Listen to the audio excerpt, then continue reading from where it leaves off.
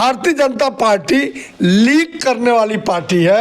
दाल की भाव 400 पार, तेल की भाव 400 पार, पेट्रोल डीजल की भाव 400 पार, दूसरे के बच्चे को खिलाने का काम करते हैं। अगर बैलेट पेपर से ये चुनाव कराएंगे तो ये 100 से भी नीचे इनकी सीटें आ जाएंगी। नमस्कार, आप देखना शुरू करते हैं CIV समाचार।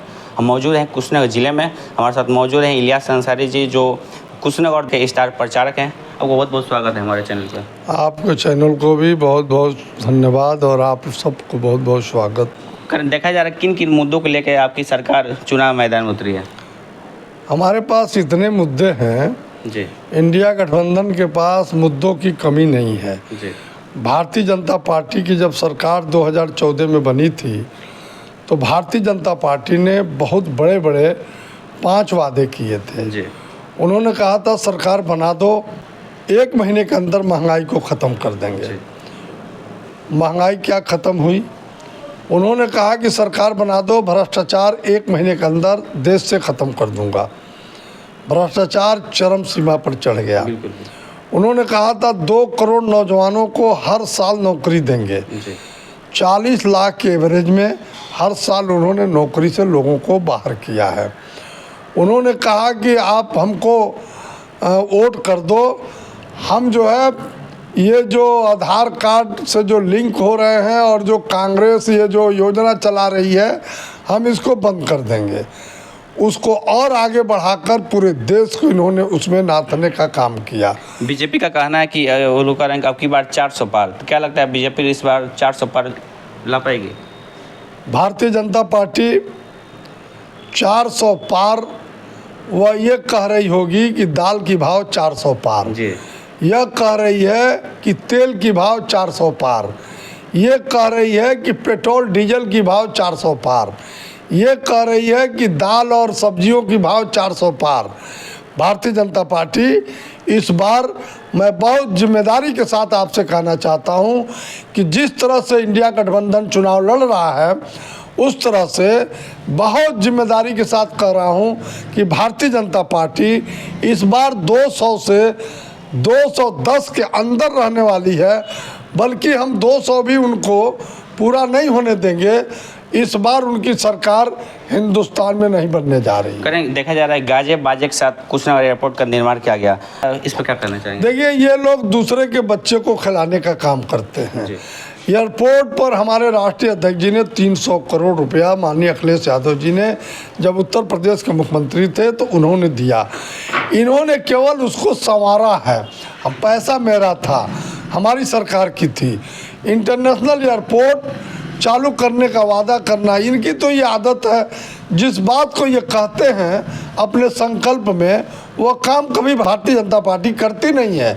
अंतर्राष्ट्रीय एयरपोर्ट के तो छोड़ दीजिए, घरेलू उड़ान जो हो रहे थे उसको भी इन्होंने बंद कर दिया और इन्होंने एक सांप्रदायिक मुद्दे को लेकर ये देश में चल रहे हैं, जिसको जनता पूरी तरह समझ चुकी है और इनको इस चुनाव में जवाब देने जा रही है। नौजवान इस देश का जवाब देने जा रहा है, किसान इस देश का तबाह है जवाब देने जा रहा है। सब लोग अपने गुस्से का इजहार इस बार करने जा रहे हैं और भारतीय जनता पार्टी देश से खत्म होने जा रही है। कितनों भ्रष्टाचार किया हो अरबों खरबों का, और पार्टी को चंदा दे दे और पार्टी में शामिल हो जाए तो वह सारे अपराध खत्म हो जाएंगे। वॉशिंग मशीन हो गई है भारतीय जनता पार्टी। कुछ भी आप कीजिए और चले जाइए भारतीय जनता पार्टी में, और जो पैसे आपके पास है उसको जमा कर दीजिए उनके पास, तो आप भ्रष्टाचार से मुक्ति पा लेंगे। या ऐसी परंपरा भारतीय जनता पार्टी में डाला है जिसका पूरी दुनिया में शिकायत हो रही है। क्या EVM से चुनाव होना चाहिए कि नहीं? मेरी राय है EVM जिस देश में शुरू हुआ चुनाव कराना, उस देशों ने बंद कर दिया। अगर बंद किया तो किस कारण से किया?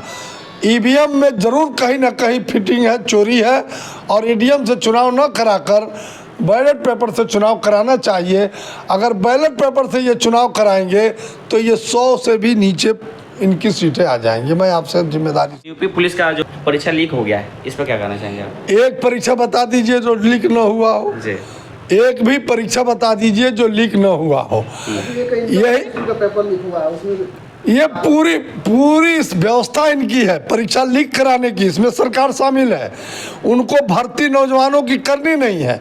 आप बिहार में देखिए, अभी तेजस्वी यादव जब सरकार में थे तो उन्होंने एक साथ 2 लाख नौकरियां उन्होंने दे दी, और अभी जब से तेजस्वी अलग हुए हैं और ये भाजपा के साथ नीतीश जी गए हैं तो अभी एक परीक्षा हुआ, लीक हो गया।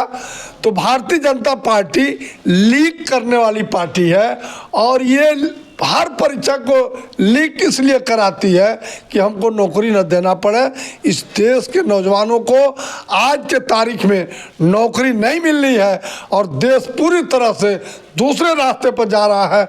मैं जनता से यही अपील कर रहा हूं, नौजवानों को नौकरी के लिए, किसानों का लाभ, वकीलों की सुरक्षा, आम जनता की सुरक्षा के लिए, महंगाई खत्म करने के लिए, भ्रष्टाचार को खत्म करने के लिए सब लोग एकजुट होकर इंडिया गठबंधन के उम्मीदवारों को चुनाव जितावें और आने वाले दिनों में इंडिया गठबंधन की सरकार हिंदुस्तान में बनावें। आप चलिए, ये थे इलियास अंसारी जो अलग ही अंजार को लेकर मतलब बात करते हैं। आप देख रहे थे CIV समाचार, मैं हूं नूर आलम मंसूरी, कैमरा पीछे आसिक अली के साथ।